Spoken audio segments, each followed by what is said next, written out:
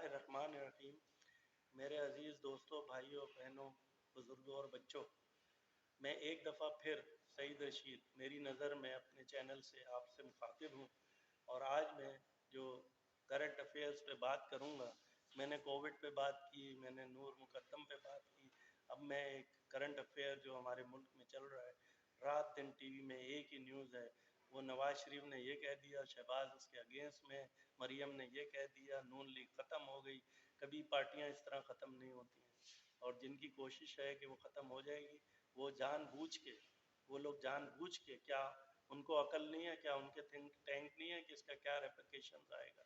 वो जानबूझ के शहबाज शरीफ इंटरव्यू देता है और मफामत, वो एक दफ़ा ऐसा मैसेज देते हैं जिसमें वो कहते हैं कि हमसे कंप्रोमाइज़ कर लो, और एक दफ़ा वो आके एस्टेब्लिशमेंट और उनको गालियाँ देनी शुरू कर देते हैं। ये उनकी स्ट्रेटजी है, और वो इस तरह सारे अपने अचीव करना चाहते हैं ऑब्जेक्टिव। और जिस तरह हम उनके साथ दे रहे हैं, हमारी पूरी हुकूमत उनका साथ दे रही है। मैं कह रहा हूँ कि ये पूरी हमारी हुकूमत साथ दे रही है कि वो और ज़्यादा से ज़्यादा एक्सप्लॉइट करें चीज़ों को, और हम इसी चक्कर में लग गए कि वो शीन में मीम, मीम से नीम, और वो हमारे दाखिला साहब हर मिनट पे ये बात पेशिंग गोइयाँ करते हैं। भाई ये सब एक हैं, ये सिर्फ वो कर रहे हैं जो उनके मकसद में है, और वो अपने ऑब्जेक्टिव को पूरा करते जा रहे हैं। आप मुझे बताएं, नवाज शरीफ पाकिस्तान में है या पाकिस्तान से बाहर है, पाकिस्तान की सेहत पे क्या असर पड़ता है? हमें तो ये पता होना चाहिए आटा कम हुआ कि नहीं हुआ, चीनी कम हुई कि नहीं हुई। नवाज शरीफ के आने न जाने से हमारा क्या फ़र्क पड़ता है, मगर हम इसके पीछे लगे हुए रात दिन। हमारे हुक्मरान, हमारे स्पोक्समैन, नवाज शरीफ भगोड़ा है, आता क्यों नहीं है, वो तो ये हो गया, उसका वीज़ा कैंसिल। जिस दिन से उसका वीज़ा कैंसिल हुआ है, इतना ज़बरदस्त मीडिया पे शोर मचा है, और वो शोर मैं आपको अब उसके फैक्ट्स बताना चाहता हूँ। नवाज शरीफ पाकिस्तान में अगर आ गया, खुदा न खास्ता, तो इमरान खान, आप याद रखना, ये आपके लिए मुसीबत बन जाएगा, ये डेथ वारंट बन जाएगा आपके लिए। वो आपको, आपका उठना बैठना, हुकूमत करना एक अजाब कर देगा। आपका ये स्टॉक एक्सचेंज, ये डॉलर, ये सब फ्लक्चुएट करेगा, पोलिटिकली अनस्टेबल हो जाएगा मुल्क। शुक्र करें कि वो बाहर बैठा हुआ है, आपको कोई उससे लेना देना नहीं है। ठीक है, उसके केसेस हैं, खुद निपटेगा। आपको क्या करना उसके केसेस से? क्या आपको पैसे मिल रहे हैं कि उसके केसेस से? एक पाई नहीं रिकवर करा सकी अभी तक, और ना करा सकेगी। इसके अलावा इतने केसेस चलाए, कितनी रिकवरी हुई। अब आ जाएं आप इस बात पे, जो मैं आजकल की मीडिया की रौनक है, कि नवाज शरीफ का इंग्लैंड वालों ने वीज़ा कैंसिल कर दिया। आपके ख्याल में ये इतनी इतनी सिंपल और छोटी सी बात है कि वीज़ा कैंसिल कर दिया? उनके पास 50,000 ग्राउंड थे इस वीज़ा को रिन्यू कराने के। उनके बच्चे नेशनल हैं, उनकी वहाँ इन्वेस्टमेंट्स हैं, उधर एक 1 मिलियन पाउंड के ऊपर वहाँ नेशनलिटी मिल जाती है। आप वो 50 रस्तों से वहाँ नेशनलिटी ले सकते हैं, 50 रस्तों से वहाँ स्टे कर सकते हैं, 50 रस्तों से वो अपने आप को वहाँ ठहरा सकते हैं, और पाकिस्तानी गवर्नमेंट कुछ भी नहीं कर सकती उन्हें लाने के लिए। इसके अलावा और कितने लोग यहाँ से मुल्क से गए, किसी को ला सके, वो इसहाक डार भी हैं, फिर परवेज़ मुशर्रफ भी हैं, किसी को ला सके, पूरे पूरे उनके ऊपर सज़ाएं अनाउंस हो गई, नहीं ला सके, इसलिए कि वो मुल्क अलाउ ही नहीं करेंगे किसी ऐसे उसके ऊपर जहाँ पर कोई ऐसा पॉलिटिकल जिसके ऊपर हो। ये इसीलिए तो ये दुनिया में कानून बनाया गया कि पॉलिटिकली वो कितने साल खुमैनी साहब फ्रांस में रहे, और उसके बाद 30 साल बाद वापस आ गए। तो क्यों?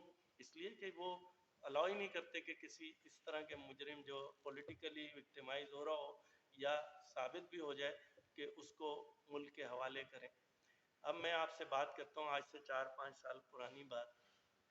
आपको याद होगा, एक न्यूज़ आई थी, पहले अखबार में छपी, उसके बाद टीवी में ये आया कि वो उनके अल्ताफ़ हुसैन साहब जो MQM के कायद हैं, उनके ऊपर रॉ का एजेंट होना साबित हो गया। और उनके एक बहुत ही अच्छे दोस्त अनवर साहब, या क्या नाम था, उन्होंने एफिडेविट दे दिया, अल्फिया कह दिया कि हाँ ये रॉ के एजेंट हैं और इन्हें फंडिंग होती है रॉ से। फिर एक वो मर्चेंट साहब बैग लेके आ गए कि मैं साबित करूंगा कि इन्हें रॉ की फंडिंग होती है, ये इतनी इतनी मनी लॉन्ड्रिंग इन्होंने की है रॉ के एजेंट के तहत। और फिर ये सारी चीज़ें अखबार में आके सिर्फ एक चीज़ इस्टेब्लिश करनी थी, जो कि इंटेंशनली इस्टेब्लिश करनी थी, कि ये रॉ की फंडिंग है।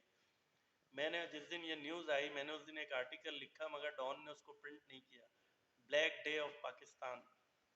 हमारी बदकिस्मती थी कि हम इस बात पे लुटियां डाल रहे थे कि आज अल्ताफ हुसैन को रॉ का एजेंट बना दिया।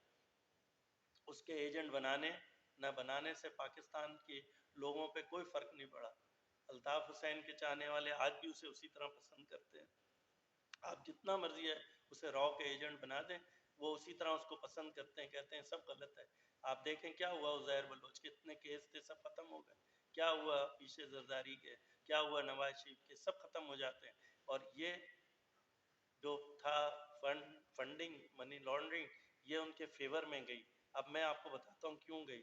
दुनिया में पाकिस्तान का भी और मुल्कों का भी एक दूसरे मुल्कों के साथ मुआहदा होता है कि हमारे कुछ सीक्रेट एजेंट आपके मुल्क में काम करेंगे अपने मफाद में, अपने इंटरेस्ट में, अपने दुश्मन की न्यूज़ लेने के लिए, तो आप उनको रोकेंगे नहीं और उनकी फंडिंग जो होगी वो इसी तरह मनी लॉन्ड्रिंग के थ्रू होगी, इसलिए कि वो प्रॉपर चैनल से तो फंड ट्रांसफ़र कर नहीं सकते। तो ये बात सबको पता है और ये मुआहदे हैं, एक इंटरनेशनल रूल है कि इस तरह के जो सीक्रेट एजेंट्स होते हैं और जो वर्किंग कर रहे होते हैं, उनको अगर किसी उसमें पकड़ते भी हैं तो फिर वो वापस, रेमन डेविस क्यों वापस चला गया था? क्या उसने जुर्म नहीं किया था? मगर वो यहाँ एज ए सीक्रेट एजेंट काम कर रहा था और उसको वापस कर दिया। इसी तरह मनी लॉन्ड्रिंग भी सारे मुल्कों ने आपस में, पाकिस्तान के अंदर अमेरिका के एजेंट्स काम कर रहे हैं, पाकिस्तान के इंग्लैंड में कर रहे हैं, अमेरिका में कर रहे हैं, इंडिया में कर रहे हैं, तो उनको फंडिंग कैसे होती है? Money laundering. और उसके ऊपर कोई कानून, कोई ऐसा ज़ाब्ता लागू नहीं होता। और जैसे ही, अगर आपको याद हो, अल्ताफ हुसैन के घर से स्टॉक, वो जो थी हमारी पुलिस वहाँ की इंग्लैंड की, उन्होंने रेड हैंडेड मिलियंस और मिलियंस पाउंड दस्तियाब किए। उनके सीरियल नंबर, उनकी एक एक चीज़ लिस्ट बनाई और साइन लेके उन्होंने एविडेंस बनाया कि इसके घर से इतना कैश निकला है, मिलियंस और मिलियंस पाउंड एंड डॉलर्स। अब ये केस कोर्ट में गया मनी लॉन्ड्रिंग का, और इंग्लैंड में मनी लॉन्ड्रिंग इतना ख़तरनाक बात है, कत्ल से ज़्यादा ख़तरनाक है। ऐसी सज़ा होती है मनी लॉन्ड्रिंग पे। और अल्ताफ हुसैन इस पूरे चक्कर में फंस चुके थे, इसलिए कि जो पुलिस थी उसने एविडेंस के साथ केस जमा कराया, चालान जमा कराया। वहाँ पुलिस हवाई केस जमा ही नहीं कराती। देखें अभी तक अल्ताफ हुसैन का सही मानों में केस जमा नहीं हुआ, इमरान फारूक के मर्डर का, इसलिए कि कोई एविडेंस ही नहीं है। अभी कल मैं सुन रहा था कि वो एविडेंस ही सारे गलत हैं, कि छुरी थी, ये था, वो था। देख लीजिएगा एक दिन वो बरी हो जाएंगे, इसलिए कि कोई प्रॉपर एविडेंस। मगर ये मनी लॉन्ड्रिंग का तो एविडेंस था और उस पर उसको सज़ा भी होती, मगर उन्होंने इस चालाकी से, इस खामोशी से वो सारे केस को ये शो किया कि ये रॉ के एजेंट थे और जितना पैसा इनके पास आ रहा था ये रॉ के लिए काम कर रहे थे, और ये मनी लॉन्ड्रिंग नहीं है, ये रॉ के लिए काम करने की फंडिंग है और जो वो यूटिलाइज करते थे अपने रोज़मर्रा के कामों में। और क्या हुआ, जिस वक्त कोर्ट में वो केस चला, तो कोर्ट की अगर आप हेयरिंग देखें, आप गूगल करें और उसकी हेयरिंग देखें, तो कोर्ट ने ये कहा कि ये वो जगह है जहाँ पर हमारे पर जलते हैं, हम यहाँ कुछ नहीं कर सकते और हम कुछ इस पर फैसला नहीं दे सकते, इसलिए कि ये तो हमारे हमारे जुरिस्डिक्शन से बाहर है। और केस वाइंड अप कर दिया और अल्ताफ हुसैन बच गए। हम समझ रहे थे रॉ का एजेंट बना के हमने लुडियाँ डाली, जब भंगड़े डाले, इमरान खान बो, मैं तो पहले कह रहा था फलाना, मैं तो ये कह रहा था मुस्तफ़ा कमाल, ये तो था ही रॉ का एजेंट। वो रॉ के एजेंट बनने से एक बहुत बड़े जुर्म से बच गए। अब इसी तरह मैं अब आपसे बात करता हूँ नवाज शरीफ के वीज़ा कैंसिलेशन की। क्या नवाज शरीफ इस वीज़ा का मोहताज था? नहीं, उसके पास 50 रिश्ते थे, उसके बच्चे नेशनल हैं, उसके दामाद और बहुत सारे रिश्तेदार नेशनल हैं, फिर उसके पास इतने फंड्स हैं वहाँ जिस पे उसको नेशनलिटी स्टेट मिल सकती है, वहाँ उसको रिहाइश मिल सकती है गवर्नमेंट की तरफ से, मगर उसने कोई अप्लाई नहीं किया, सिर्फ अपना वीज़ा एक्सटेंशन अप्लाई किया। और उसे पता था कि जब मेरा पासपोर्ट एक्सपायर होगा, तो वो इसलिए नहीं कि मैं मुजरिम हूँ, मैं इसलिए हूँ, वो सीधा सीधा इसका वीज़ा एक्सटेंशन रोक देंगे कि पासपोर्ट अपना पहले रिन्यू कराओ, अपना ये सारी चीज़ें सही करो, फिर हम वीज़ा। कैसे वीज़ा दे दें एक्सपायर्ड पासपोर्ट के ऊपर? सिंपल सा था और उन्होंने उससे फ़ायदा उठाया। फरवरी में जैसे एक्सपायर हुआ, उन्होंने वेट किया 2-4 महीने और उसके बाद वीज़ा एक्सटेंशन अप्लाई किया। कॉमन सेंस था वो वीज़ा अप्लाई करना, उनका रुक गया। अब यहाँ आके वो फैसल वाडा भंगड़े डाल रहा है, उसका वीज़ा कैंसिल हो गया। ये वीज़ा कैंसिल नहीं हुआ है, ये हमारे लिए एक मुसीबत नहीं खड़ी कर दी। आपके ख्याल में ये वीज़ा के लिए जब दोबारा अप्लाई करेगा अपील में, तो क्या रीज़न डालेगा? वो ये बोलेगा कि मैं पाकिस्तान में मौलवी था, मैं नमाज़ पढ़ाता था, मुझे इन्होंने जो है इधर ज़बरदस्ती भेज दिया। वो मेडिकल के साथ साथ हर वो बात जो टीवी में, रेडियो में, अपनी तकरीरों में नहीं कर सकता, जो एविडेंस पाकिस्तान की अदालतों में वो दे और ज़ीरो हो जाए, वो एविडेंस सारे वहाँ लेके जाएगा। वो पाकिस्तान का 3 साल वज़ीर आज़म रहा है, उसके पास हर वो राज है, हर वो बात है जो उसके सामने से गुजरी है। क्या वो ये बात पनामा की बताएगा नहीं कि क्या हुआ था? वो जो है चीफ जस्टिस ने किसको व्हाट्सएप मैसेज दिया, किस तरह वहाँ वो जीआईटी बनी, जीआईटी ने किस तरह रिपोर्टें बनाई, किस तरह वहाँ एविडेंस को चेंज ओवर किया, किस तरह केस को कहाँ से कहाँ घुमा दिया गया, किस तरह ब्लैक डिक्शनरी से उसको सज़ा दी गई और किस तरह उसके ऊपर कहा गया कि अब इसके ऊपर एक मॉनिटरिंग जज बैठेगा और इसको नैप में देखा जाए। ये ऐसे केस तो हज़ारों आते हैं। नैप को एडवाइस चीफ जस्टिस कर ही नहीं सकते, सुप्रीम कोर्ट किस लिए करेगी? नैप का केस है, नैप खुद देखेगा और एक टाइम लिमिट करी कि 3 महीने के अंदर अंदर इसको सज़ा दें या छोड़ दें, और 3 महीने में सज़ा दिला के उसे इलेक्शन से दूर कर दिया। आप देखें ये सारी बातें, क्या वो उधर एविडेंस नहीं रखेगा? क्या वो 2018 के इलेक्शन की प्री इलेक्शन सारी मैनेजमेंट नहीं रखेगा? क्या वो जज जिसने 7 साल की सजा दी, क्या वो जज जिसने ये अनाउंस किया कि मेरे पास लोग आते थे और कहते थे इसकी बेल कैंसिल कर दो, क्या वो जज जिसके वो वीडियो के ऊपर जिसने माना कि हाँ मेरे से ज्यादती हुई है और मुझसे इस वीडियो के थ्रू ज़बरदस्ती करा, और वैसी वीडियो उनके पास 2-3 और हैं जो उन्होंने दिखाई नहीं। वो इसलिए नहीं उन्होंने बताई कि उन्हें पता था कि पाकिस्तान में आज की माहौल में, आज की हुकूमत के सामने या आज की जस्टिस के सामने मन रखेंगे तो वो ज़ीरो हो जाएगी, कोई नहीं मानेगा।